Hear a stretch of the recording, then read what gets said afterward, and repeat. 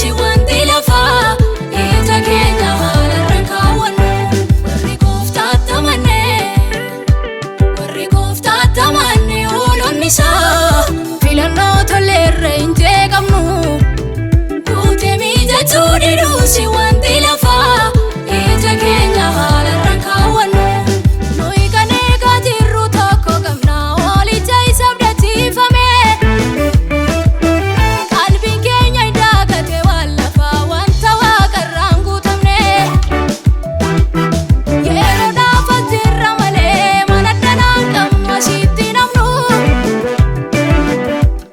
Saamirratti boqonnaan keenya biyya ormaa hin ooyifannu.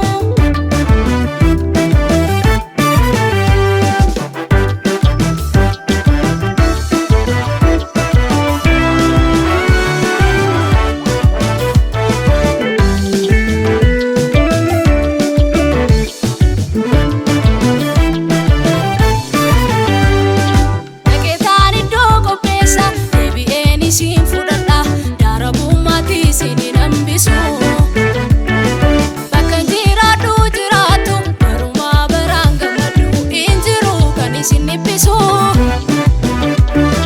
Jedheetoo waadaanuuf galee akkuma ol ba'ee sanatti deebi'ee dhufuudhaaf jira. Jabaadhaa dur yerichi ga'e dhiibnee sokkuudhaaf gidira. Dhaqnee jiraanna abbaa keenya bira. Nuyi kan eegaa jirru tokko qabna oolicha isa abdachiifame.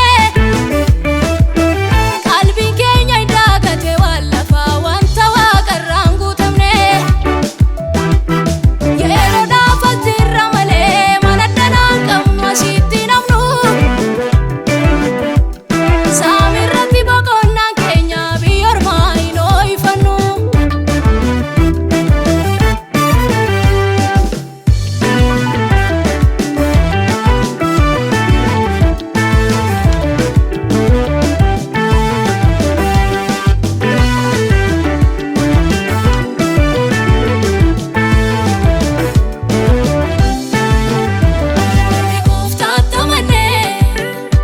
Warri Gooftaatti amanne oolonni isaa filannoo tolleerra hin jeeqamnu. Guutee miidhaguu diduu si wanti lafaa ija keenya haalarra kaawwannu. Nuyi kan eegaa jirru tokko qabna oolicha isa abdachiifame. Qalbiin keenya hin daagate waan lafaa wanta waaqarraan guutamne. Yeroodhaaf as jirra malee mana danaan qabnu asitti namnu. Saamirratti boqonnaan keenya biyya ormaa hin ooyifannu.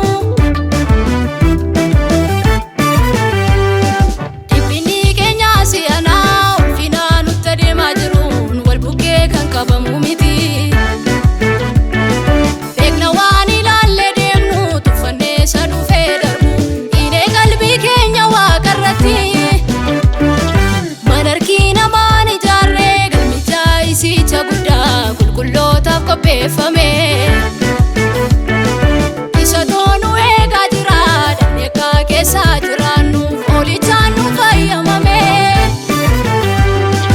Abdii qabnuti guddaa gammannaa ture keenya Yesuusiin obsaan eeggannaa. Duukaa gallanu too gaafanni nuuf dhufe. Boqonnaa irratti dabarraa boo'uuniif wawwaachuun hafe. Abdii qabnuti guddaa gammannaa ture keenya Yesuusiin obsaan eeggannaa.